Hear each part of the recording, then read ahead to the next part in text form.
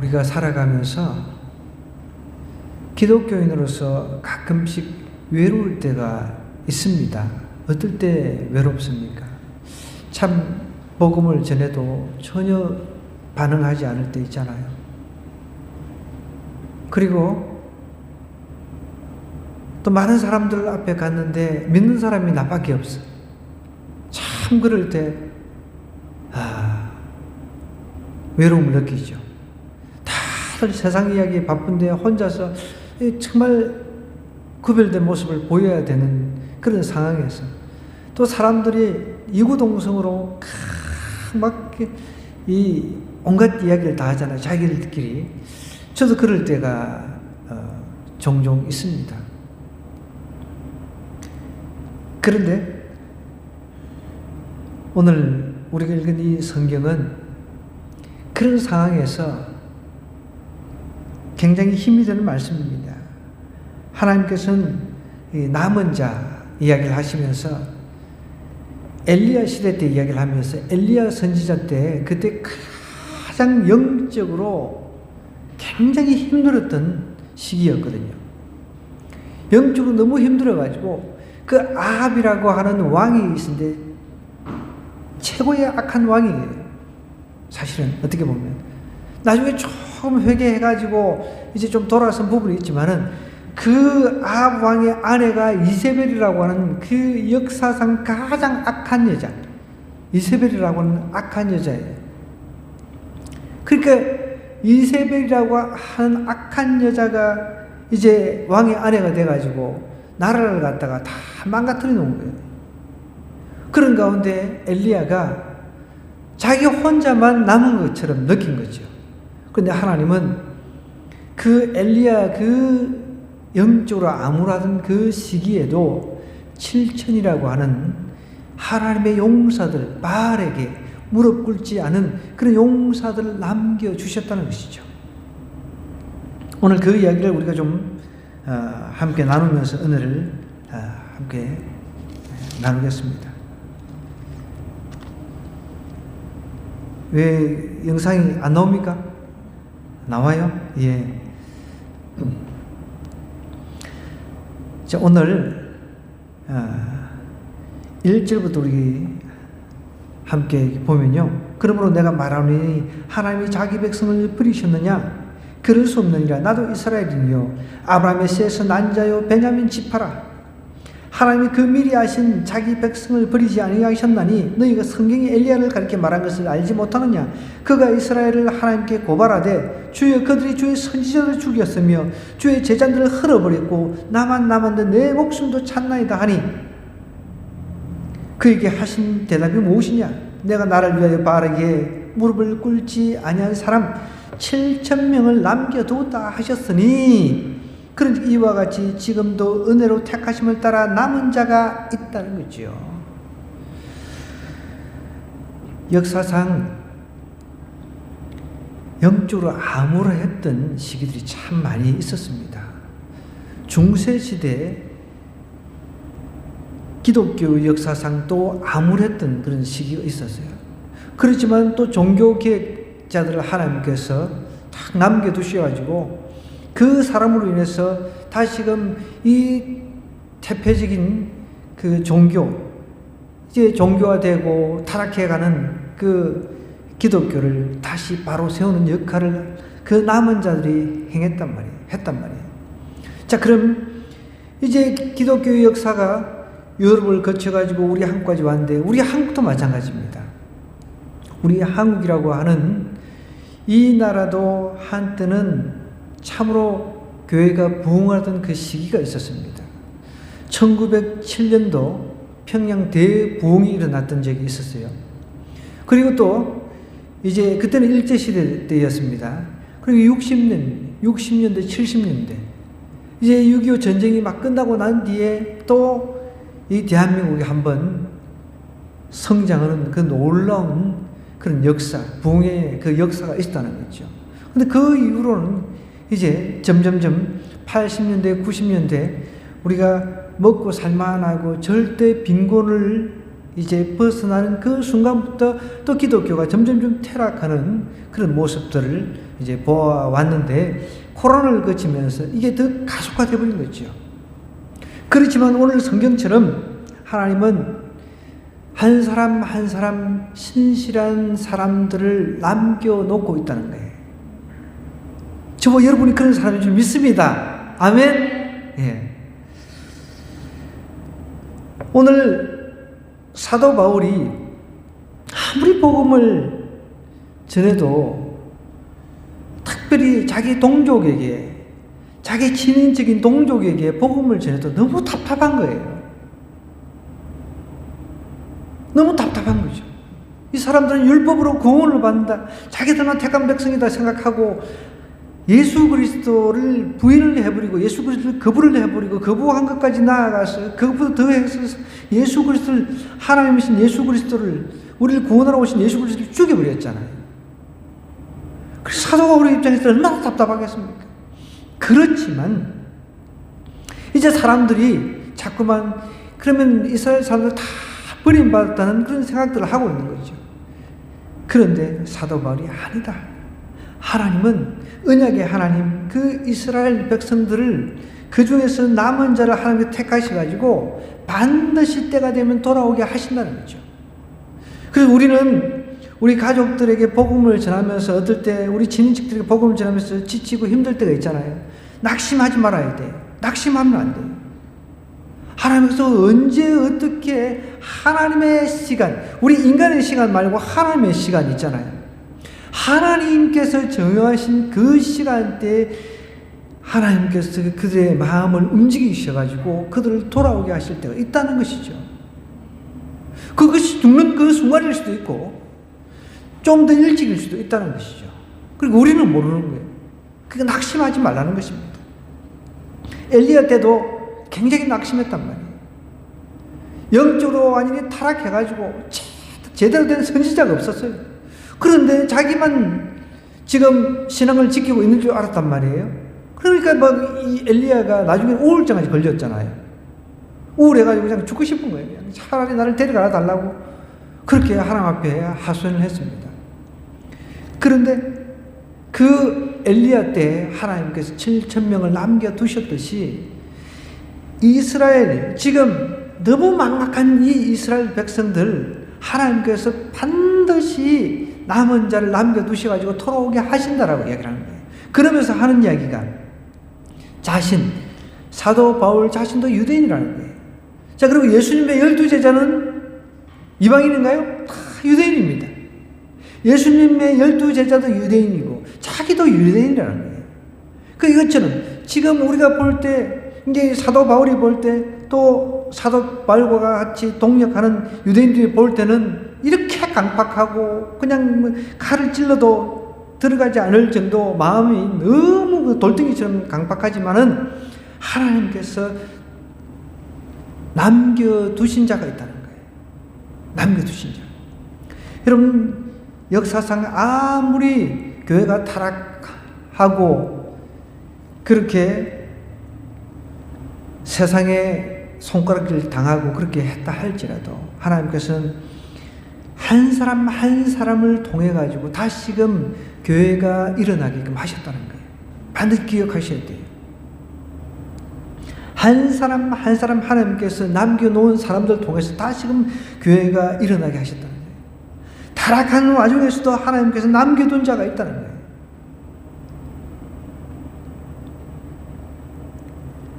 여기 사진에도 뭐 바르게 무릎을 꿇지 아니한 7,000명을 남겨두었다 했는데, 여러분, 바알이라고 하는 신을 구약 때는 믿었는데 이 유대인들도 이런 이방 신에게 굉장히 관대해진 그런 상황이 되어버린 거예요. 짬뽕이 되고 믹스가 돼가지고 바알 신이라고 하면 아세라하고 이제 아세라가 부인이에요. 아세라가 부인이고 바알이 이제 남편 신이고, 이 둘이 결혼을 해가지고 이제 비를 내려 주는 거예요. 그래서 구약시대 때는 사람들이 그런 생각을 했어요. 원래 뭐 목축이라고 하는 것은 그 풀만 있으면은 양들을 뭐 염소나 양들을 먹일 수가 있잖아요. 근데 이제 그 유목민들은 이동을 해야 되는데 이제 농사를 짓는다라고 하는 것은 이제 정착을 하는 거잖아요. 농사를 짓게 되면 이제 밭을 일구고 그다음에 모를 심고 농작물을 심고 이제 정착을 해가지고 이렇게 하기 때문에 이 자연 비라든지 햇빛, 일조 이런 게 굉장히 일조랑 이렇게 굉장히 중요합니다. 요즘도 마찬가지잖아요. 이 햇빛을 잘 받아야 과일이 이 당도가 높아가잖아요. 근데 비만 계속 오다 보면 이게 막 맛도 없고 막 물로 터지고 막 그렇잖아요. 그러니까 농사를 짓는 그 입장에서는 이 비라고 하는 것이 굉장히 중요합니다. 태양이라고 하는 것 이런 것이 굉장히 중요하더라고요. 그러니까 바알하고 이 아세라가 이제 결혼을 해가지고 거기에서 이제 비를 이제 쏟아 이제 뭐 붓는데 그것이 하나의 그 정액이라고 본 거예요. 정액. 구약 시대는 사람들이 우리가 생각할 때는 말도 안 되는 황당한 이제 개념인데요.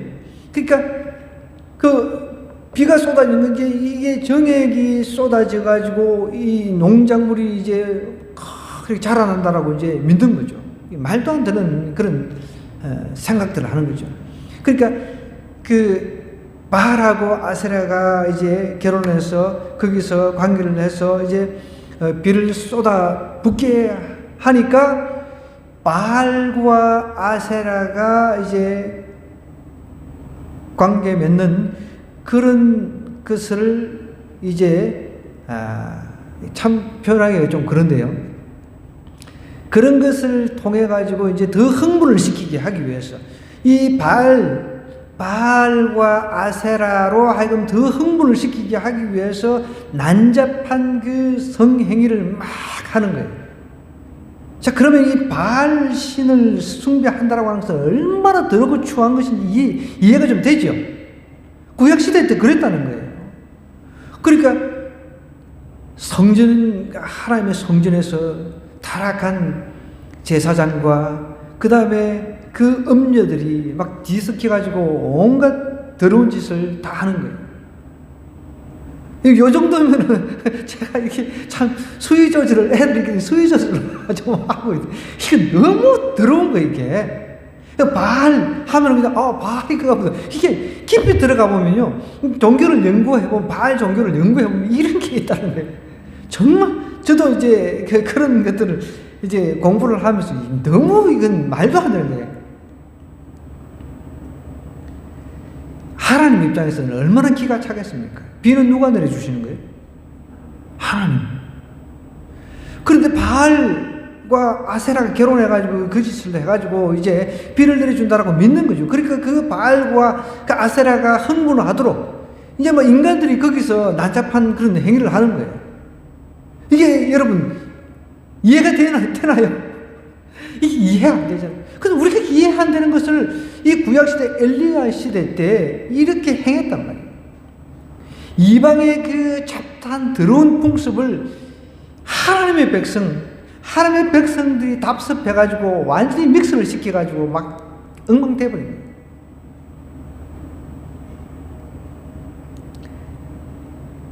그런데 여기 3절 보세요. 그들이 주의 선지자들을 죽였다는 거예요. 요 사람들이 바알을 숭배하는 사람들이 정권을 잡았잖아요.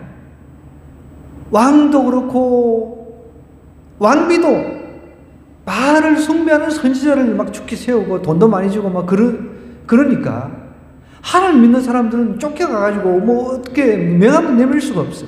뭐 잡히면 죽어버리니까. 그러니 엘리야 입장에서는 자기는 하나님의 역사를 보았지만은 850명의 이 바알 선지자, 그 아세라 선지자, 이 우상 숭배하는 사람들하고 맞닥뜨려서 승리를 했지만 승리하고 난 뒤에 자기 혼자 남았다라는 생각으로 막 우울증이 찾아온 겁니다. 주님의 재단들을 흘러버렸고 자신만 남았다라고 이렇게 이야기를 하잖아요. 그게 자기가 언제 죽을지 모르니까 요 그 아합의 그 와이프는 요 엘리야만 잡아 죽이고 이 보통 여자가 아니에요. 정말 보통 여자가 아니에요. 정말 나쁜 여자예요. 이세벨. 나쁜 여자가 있으면 여러분 이세벨이라고 불러버리세요. 너 이세벨이야. 그러면 뭐 이세벨이 누구야? 이름이 예뻐 보이는데. 이세벨이라고 하는 여자가 이렇게 있어. 그러면서 전도하면 됩니다.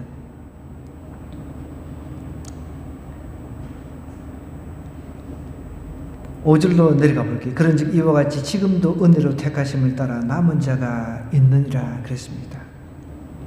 그런데 지금 이렇게 이야기하는 거예요. 이와 같이 지금도 사람들이, 특별히 유대인들이 복음을 거부하고 막 그런 것 같지만 하나님께서 남겨두신 자가 있다는 거예요. 여러분, 지금 우리 한국교회가 이게 뭔가 좀 퇴보되어 가는 것 같고 그렇다 할지라도 하나님께서 신실한 남겨두신 자가 있다는 것입니다. 믿으셔야 돼요. 저도 말씀을 늘 묵상하면서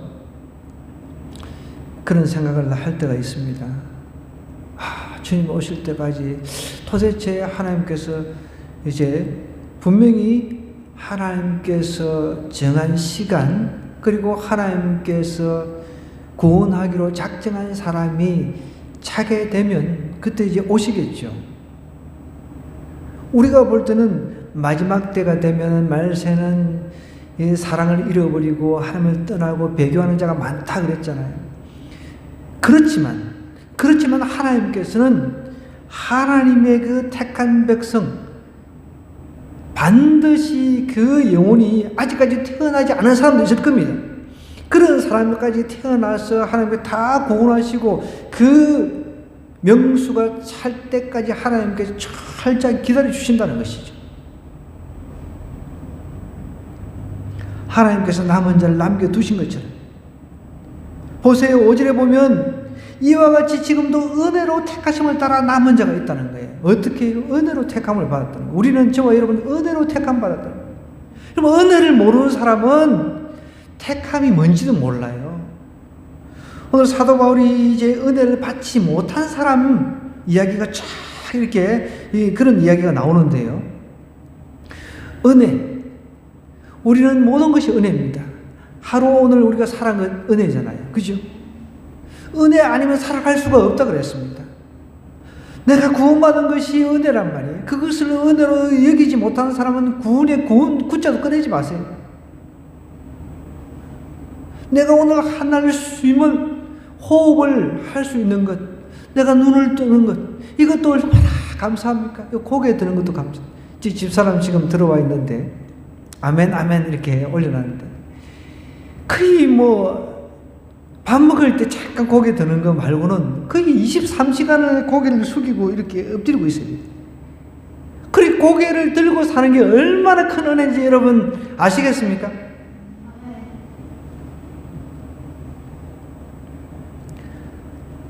목욕할 수 있는 것도 은혜인 줄 믿으시기 바랍니다. 목욕을 못 해가지고, 목욕은 그냥 머리를 못 감아가지고 얼마나 가렵습니까? 그래서 제가 이야기를 했어요.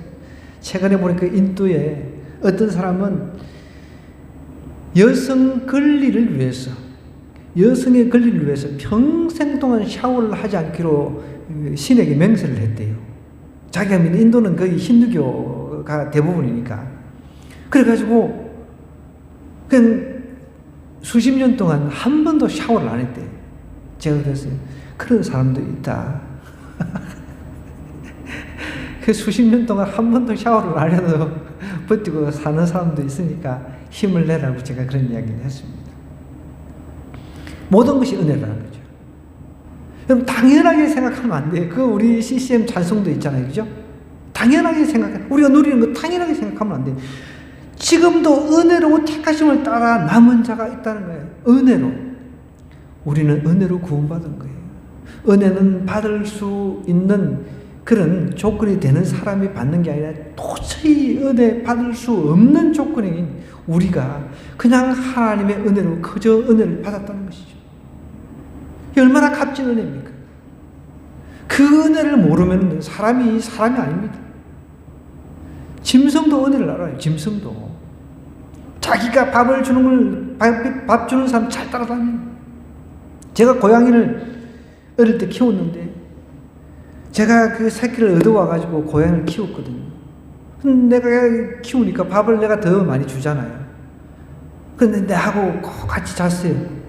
그럼 밤에 잘 때쯤 되면은, 저는 할아버지하고 사랑방에 거기서 잤으니까, 그러면 이 고양이가 밤에 들어와가지고 내 이불 속으로 들어와요. 그럼 내가 콕 안으면은 얘가 내 얼굴을 다 핥아주고, 지는 고맙다고. 지도 나한테 은혜를 받고 있으니까. 그 이불 안에서 내가 콕 안고 잡니다. 그 느낌. 느낌. 근데 걔도, 그 고양이도 은혜를 알아요. 내가 학교 갔다 오면은 걔를 찾아요. 이름이 살찐입니다. 난 지금도 안 잊어버려요. 살찐아 하면은 야옹야옹 하면서 내가 지한테 밥 준다는 거 아니까. 그럼 어떻게 했을 내가 막 밥을 찾아가지고 먹을 거 찾아가지고 걔한테 줍니다. 다른 사람보다 나를 더 따르는 거예요. 걔도 은혜를 안다는 거예요. 고양이도 은혜를 안다는 거예요. 근데 우리가 하나님의 은혜를 모르고 내가 받은 구원이 세상 다른 어떤 것보다 귀하다는 것을 모르니까 사람들이 어디로 가요? 교회보다 저기 술집으로 가는 거죠. 교회보다 돈 몇 푼 더 벌려고 하는 거예요. 참 안타까운 거죠. 볼까요? 6절. 만일 은혜로 된 것이면 행위로 말미암지 않으면 그렇지 않으면 은혜가 은혜되지 못하느니라. 행위라고 하는 것, 우리가 하나님 통해서 구원받은 것, 이것은 전적인 은혜인데 우리의 그 행위는 1점도 단 손톱만큼도 들어가 있지 않다는 거예요. 우리의 그 행위가 들어가 있다라고 한다면 예수님의 그 십자가 희생은 헛된 것이 되는 거예요. 가톨릭은 우리의 행위 플러스 은혜를 이야기를 하니까 우리하고는 상종을 못하는 거죠. 그걸 아셔야 돼요. 가톨릭은 얼마나 다 받아들입니까? 절 해도 돼? 술 마셔도 돼? 담배 피워도 돼? 다 받아들입니다. 저기 신부들도 술 마시고 담배 피우고 다 하니까요. 얼마나 멋있어. 볼 때. 다 받아들입니다. 니들 해. 니네들 제사 드려도 돼. 다 같이. 니네들 성지 우리도 가고, 또 우리 성지 니네들도 오고, 이렇게 짬뽕으로 만들어버리고 있거든요. 이게 말이 안 되는 거죠. 왜? 그 사람들은 어떤 데 행위를 집어넣어 버리니까요. 그런데 성경 분명히 은혜로 택하심을 따라 남은 자가 있다 하면서 은혜로 된 것이면 행위로 말미암지 않으면, 그렇지 않으면 은혜가 은혜되지 못한다는 거예요. 행위가 들어가면 은혜가 은혜되지 못한다라고 이야기를 하고 있습니다. 그런 적 어떠냐? 7절에 이스라엘이 구하는 그것을 얻지 못하고 오직 택하심을 입은 자가 얻었고 그 남은 자들은 우둔하여졌다는 거예요. 여기 또 택함을 받은 자가 나옵니다. 은혜로 택하심을 받고, 또 여기 오직 택하심을 입은 자가 얻었고, 하나님께서 우리를 택해 주셨는데, 제가 누누이 강조하는 것이지만 이 택한 것 믿지 않는 사람한테 이야기하는 게 아니에요. 우리가 믿고 나면 하나님 나를 택해 주셨구나, 이것을 깨닫게 되는 거예요. 그러니까 너무 감격한 거예요. 누구는 하나님께서 천국 보내, 누구는 지옥 보내, 그걸 생각하지 마시고 나만 생각하라는 거예요. 내가 하나님의 은혜로 택함 받았다는 거, 다른 사람 생각하니 너무 감사한 거예요. 그러면 다른 사람도 하나님께서 하나님의 은혜로 언제 택했는지, 언제 돌아오게 할지 우리는 아무도 모르니까 우리가 할 수 있는 것은 사랑을 가지고 복음 들고 가는 거예요. 그것밖에 없는 겁니다. 볼까요? 이제 그 남은 자들은 우둔해졌다라고 이야기를 하는 거예요. 택하심을 입은 자는 얻었고, 자가 얻었고, 그 남은 자들은 우둔했다. 우둔했다는 것이 뭡니까? 굳어졌다는 거예요. 단단해져 버린 거예요. 마음이 굳어져 버린 거예요. 바로 이집트 바로 왕처럼 이미 마음이 그 굳어질 대로 굳어 있었습니다. 그런 가운데 하나님께 더 강하게 우둔하게 만들어버린 거죠. 지멋대로 하는 거죠. 8절에도 볼까요? 기록된 바 하나님이 오늘까지 그들에게 혼미한 심령과 보지 못할 눈과 듣지 못할 귀를 주셨다 함과 같은 은혜를 받은 사람은 감사가 절로 나오죠. 모든 것이 감사, 이렇게 매일매일 눈 뜨면 감사 나오죠. 그런데 보십시오. 우둔해진 사람들은 어떤지, 우둔해진 사람의 이야기입니다. 하나님이 오늘까지 그들에게 어떤 심령이요? 혼미한 심령을 줬던. 여러분, 혼미란 뜻이 무엇입니까? 우리가 마취를 깨고 나면 막 혼미해지잖아요. 몽롱해지잖아요. 자다가 우리가 일어나면 어떻게 혼미해집니다. 한참 잠에 깊이 빠진 상태에서 누가 깨워놓으면 어때요? 우리 자녀들 막 잠에 막 취해가지고 가끔씩 이제 목류병 환자처럼 일어나가지고 이게 화장실을 가는 건지 어디로 가는지 막 지멋대로 우리 아이들 이 옆에 쳐다보니까 우리 하람도 그래요? 참. 혼미라고 하는 게 바로 그렇습니다. 사람이 은혜를 받지를 못하면은 마음이 우둔해져가지고 그게 마취에서 이제 덜 풀린 사람, 마취에서 완전히 깨어야 되는데 덜 풀린 사람, 그게 몽롱한 상태에서 이 사람들이 보지 못할 눈, 듣지 못할 귀를 이제 주셨다 함과 같다는 거예요. 보십시오. 교회에서도 은혜를 받지 못하는 사람들은요, 들리질 않는 거예요. 들리질 않아요. 아무리 성경 말씀을 하나님의 말씀을 이야기를 해도, 아무리 찬양을 불러도 은혜를 받지 못하는 거예요. 은혜 받지 못한 사람은, 이게 마음이 혼미해 있는 거예요. 마음이. 잘 보세요. 은혜를 받는 사람은 그냥 오면 은혜가 넘쳐. 보면 보여요. 근데 은혜를 받지 못한 사람, 마음이 혼미한 사람들은 이 심령, 눈은 있어요. 눈은 있는데 보지를 못해요. 영적인 영안이 안 열리니까 보지를 못하는 거예요.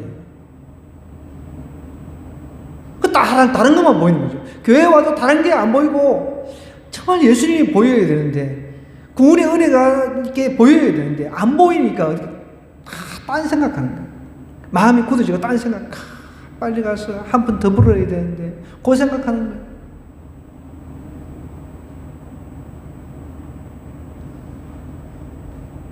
답답한 거죠.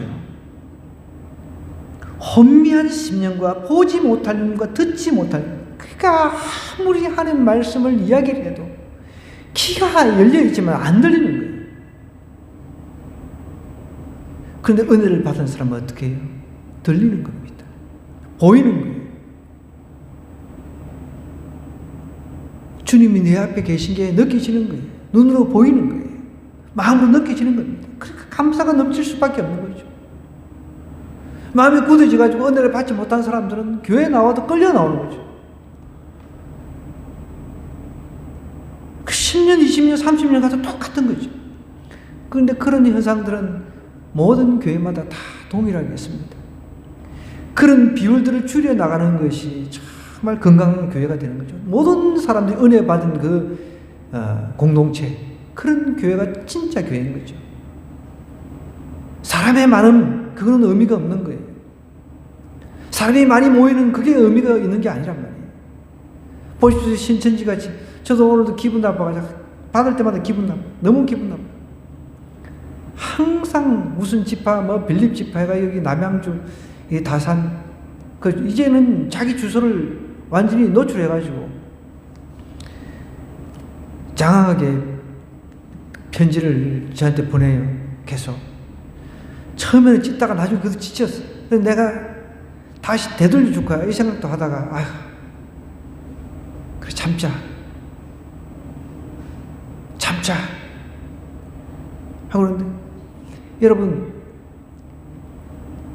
은혜를 모르는 사람들, 잘못된 것에 확 미쳐버린 사람들, 이런 사람들 한번 보십시오.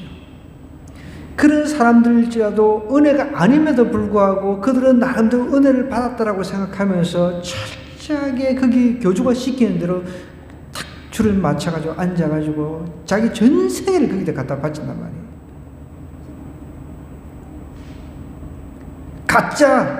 가짜 은혜도 아니죠. 우리 북한만 봐도 그렇잖아요. 김정은 원수께서 고열로 고생하는 가운데 이런 이야기가 나오니까 사람들이 울어요, 울어. 그런데 우리는 정말 참신이신 하나님께서 주시는 은혜가 있는데 그 은혜를 모르니까 마음이 굳어져가지고 심령은 혼미해졌어요. 눈은 있어도 보이질 않아요. 귀는 있어도 들리지도 않습니다. 그 10년 돼도 변화가 없고 전혀 변화가 없는 거예요. 9절에도 이렇게 이야기합니다. 다윗이 이르되 그들의 밥상이 올무와 덫과 그치는 것과 봉이 되게 하시옵고, 그러니까 항상 먹는 것, 먹고 사는 문제. 지금 은혜를 받지 못한 사람들은 항상 초점이 어디에 있다고요? 먹고 사는 문제가 가장 크다는 거예요. 그걸 이야기를 하는 거예요. 밥상 다 먹고 사는 문제만 보이는 거죠.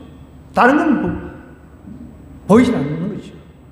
들리는 것은 계속 먹고 사는 문제만 들리는 거죠. 은혜를 받은 사람은 먹고 사는 문제는 자신입니다. 아니, 우리 은혜 받은 사람이라도 먹고는 살아야 되죠. 일을 해야 먹고 살죠. 그런데 그것이 하나님보다 우선은 아니라는 것이죠. 근데 은혜를 못 받은 사람 보십시오. 먹고 사는 게 최우선에 올라가 있잖아요. 은혜를 받은 사람은 어때요? 먹고 사는 것 우선이 아닙니다. 하나님 앞에 예배하고 하나님 앞에 나아가서 찬양하고 경배하는 삶, 또 하나님의 백성들끼리 은혜 받은 사람끼리 모이는 삶, 그 삶을 최우선으로 한다는 거예요.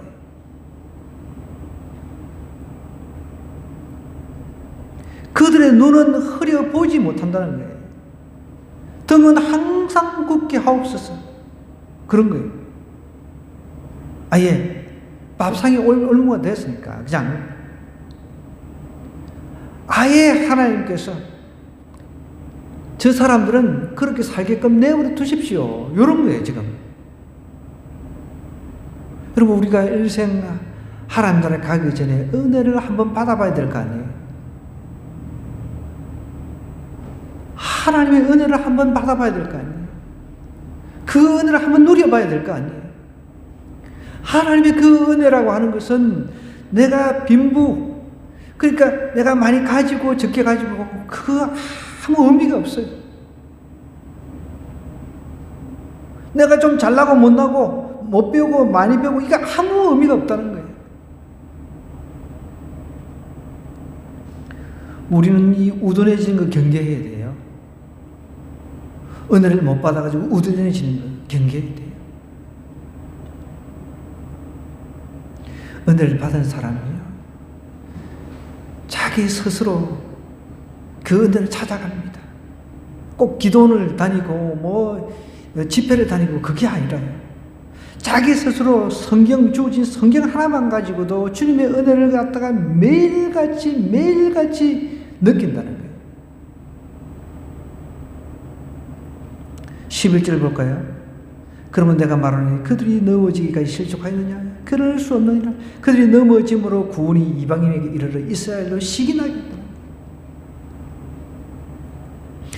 이스라엘 백성들, 자기의 동족이 넘어짐으로 인해서 오히려 이방인에게 혜택이 돌아갔다는 것이죠.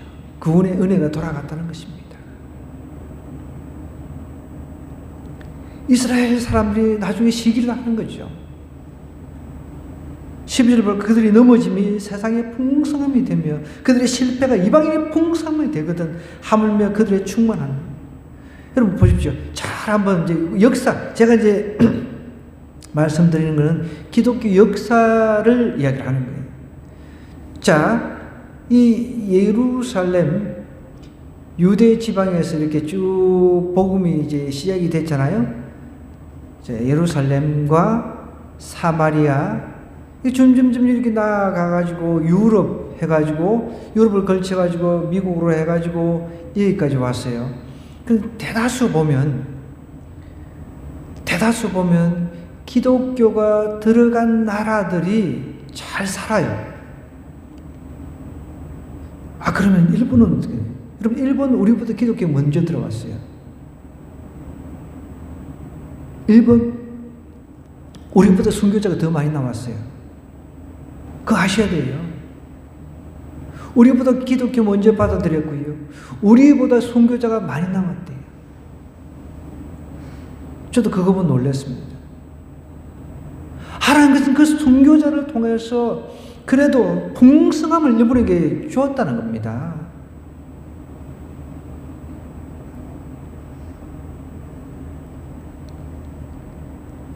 우리 그 에이고 교수님 한 분 오셨잖아요.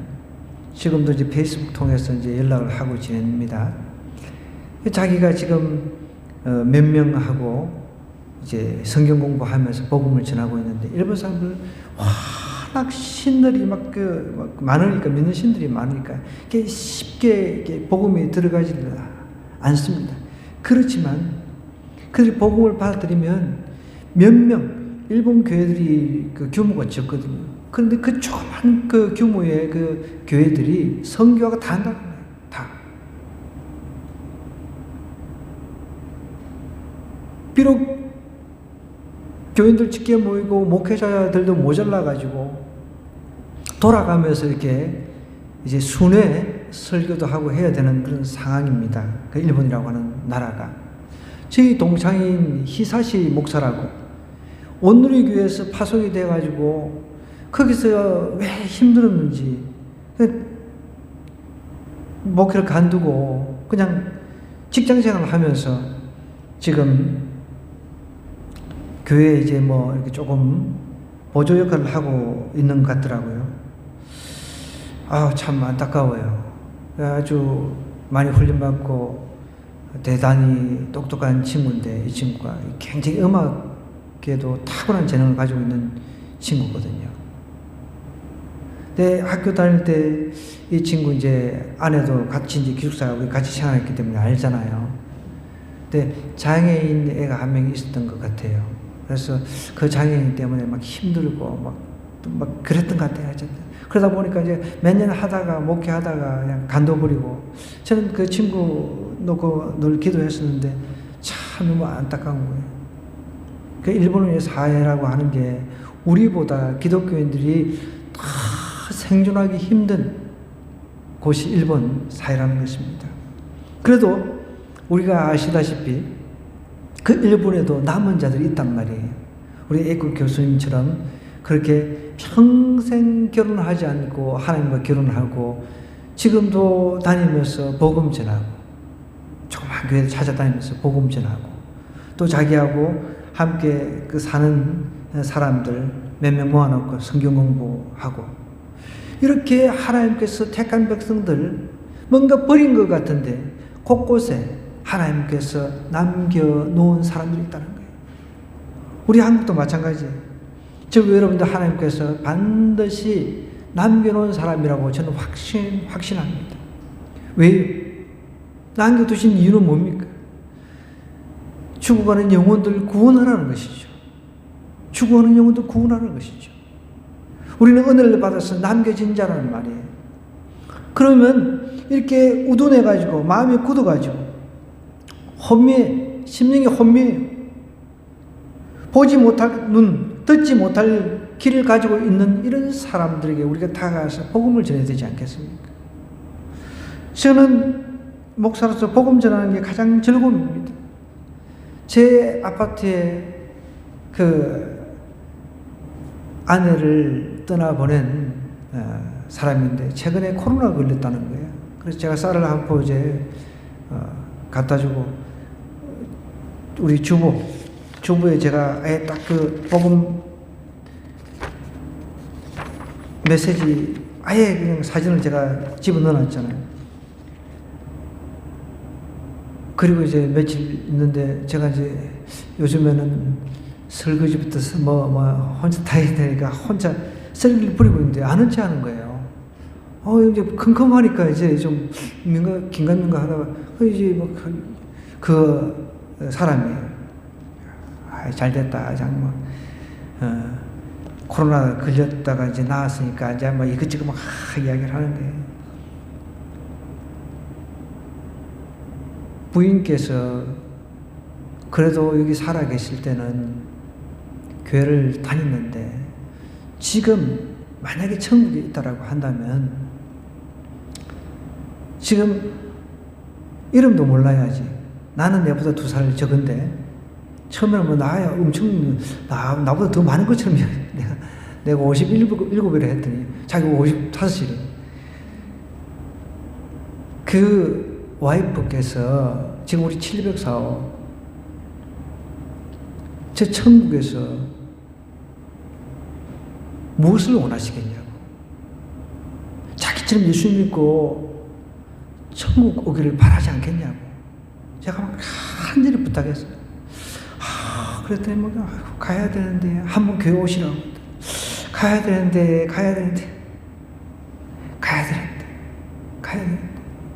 보십시오. 은혜를 아직 못 받으니까 마음이 우둔해지잖아요. 혼면신명이라는 거예요. 보지 못할 눈과 듣지 못할 귀가 있다는 거예요. 그 먹고 사는 것, 이 밥상이 올무가 되어 있는 거죠. 가야 되는데 하면서.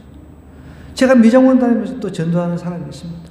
그 아줌마도 주일날 우리가 예배드리는 이 주일날 일하러 가는 거예요. 파트타임으로 이렇게 머리 잘라줘도 짭짤하거든, 수입. 가야 되는데 하면서. 믿어보면 뭐 좋죠, 뭐 이렇게 이야기를 해요. 믿음은 좋은 게 아니라 믿고 안 믿고의 문제는 천국과 지옥의 문제라는 것이죠. 여러분, 주위에 밥상이 올무가 되어 있는 사람들 너무 많습니다.